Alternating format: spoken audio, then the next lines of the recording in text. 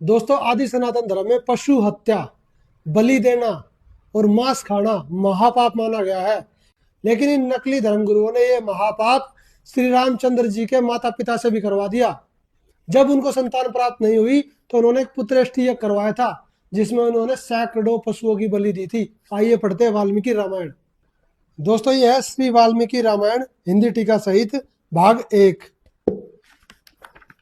खेमराज श्री कृष्णदास प्रकाशन, मुंबई। इसकी ये सारी डिटेल आप पॉज करके पढ़ सकते हो। इसके बालकांड और सर्ग नंबर 14 में पढ़ते हैं। राज सिंह महाराज दशरथ जी के यज्ञ में कुशल ब्राह्मणों ने वेदी बनाई, उस पर सोने की ईंटों से पंख बनाया, 18 प्रस्तार का एक एक गरुड़ बनाया। अश्वमेध में इसकी विधि है। यज्ञ स्थल में शास्त्र अनुसार देवताओं के लिए अनेक प्रकार के सर्प भी अंगम तुर्गम स्थान किए, और जलचर प्रभूति जंतु जहां तक इकट्ठे किए गए थे, यज्ञ कराने वालों ने उन्हें बलि देने के अर्थ यथास्थान में शास्त्र अनुसार बांधा।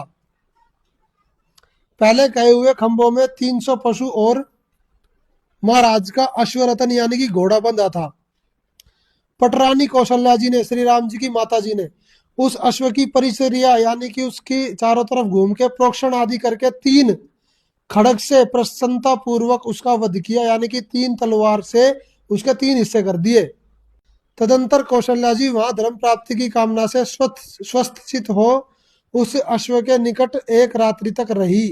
तो दोस्तों, अब आपको दिखाते हैं कि यज्ञ में पशुओं की बलि देने से नरक मिलता है। यह है श्रीमद देवी भागवत महापुराण 1133 कोड, गीता प्रेस, गोरखपुर।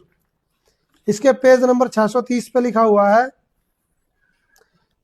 जो दंभी नीच मनुष्य दंभ के लिए यज्ञ का आयोजन करके उसमें पशुओं की हिंसा करते हैं, उन्हें इस लोक से जाने पर यमराज के दूत विशेषण नामक नरक में गिराकर असह्य कोड़ों से पीटते हैं।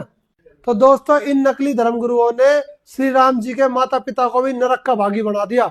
संत रामपाल जी महाराज कहते हैं, गुरुआगाम बिगाड़े संतो गुरुआगाम बिगाड़े, पर ऐसे कर्म जीव का ला दिए ईब जड़े ना जाड़े। यानी कि नकली धर्मगुरुओं ने हमें ऐसी शास्त्र विरुद्ध साधनाएं बता दी जो हमें नरक में धकेलती है। वास्तविक आदि सनातन धर्म का अगर आपको ज्ञान चाहिए तो यूट्यूब पे सर्च करें संत रामपाल जी महाराज, और वास्तविक आदि सनातन धर्म की जो भक्ति विधि है उसे प्राप्त करके अपना जीवन का मोक्ष करवाए। सत साहेब।